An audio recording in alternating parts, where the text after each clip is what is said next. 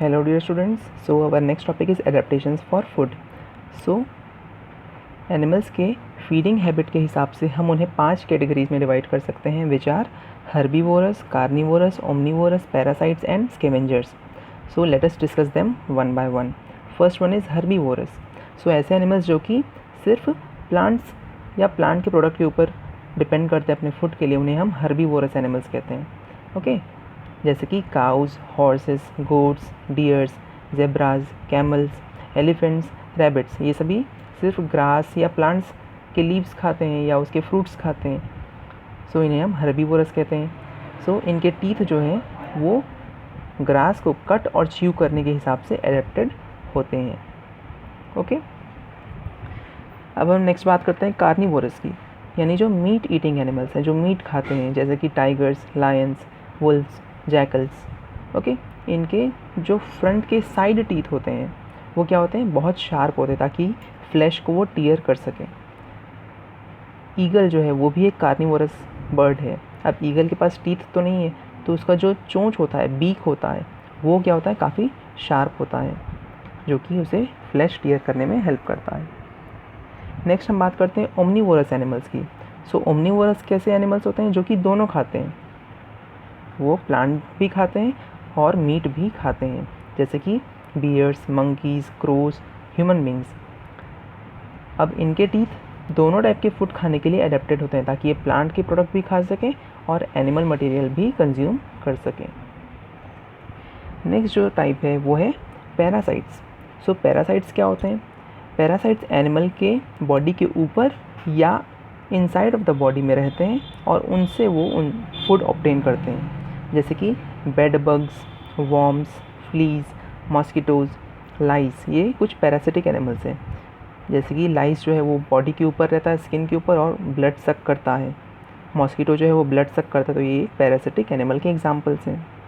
Last one is decomposers and scavengers.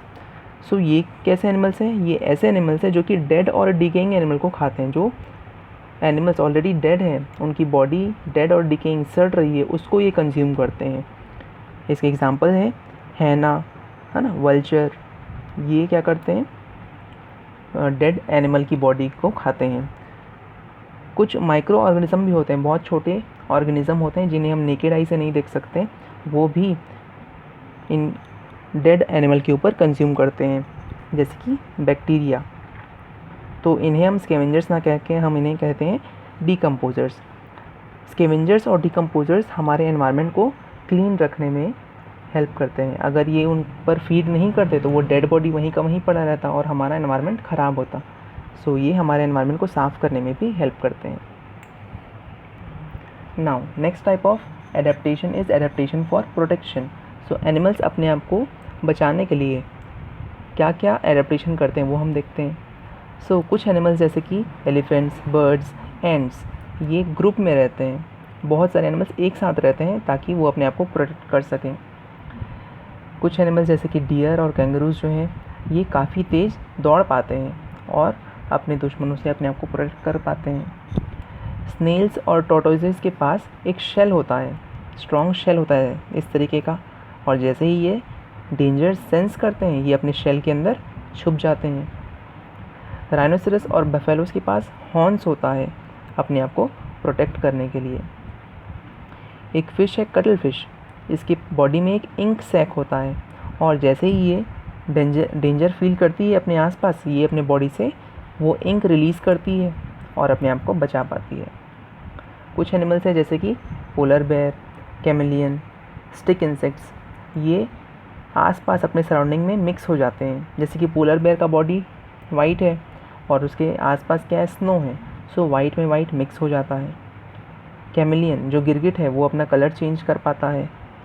So ये क्या करते हैं, अपने सराउंडिंग में ही मिक्स हो जाते हैं और ईज़िली दिखाई नहीं देते हैं. इस चीज़ को क्या कहा जाता है, इसे कहा जाता है कैमोफ्लाज.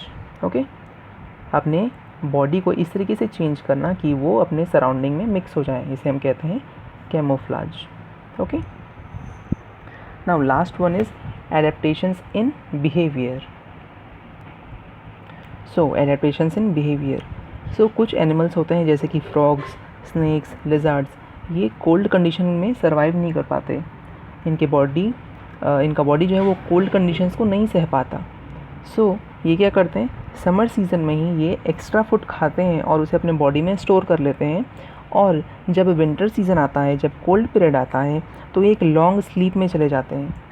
ये जो विंटर स्लीप है उसे कहा जाता है हाइबरनेशन। ओके, अब कुछ एनिमल्स हैं वो समर के टाइम में ऐसा लॉन्ग स्लीप में चले जाते हैं एक कोल्ड और शेडी प्लेस में।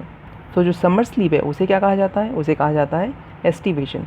सो winter sleep hibernation, summer sleep aestivation. कुछ फ्रॉग्स जो होते हैं वो हाइबरनेशन और एस्टिवेशन दोनों शो करते हैं।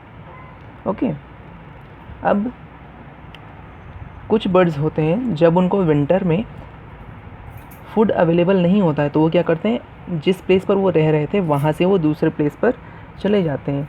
सो काफ़ी लंबा डिस्टेंस कवर करके वो ऐसे प्लेस में जाते हैं जहाँ पर उनको फूड मिल सके, जहाँ पर वो आसानी से ब्रीड कर सकें।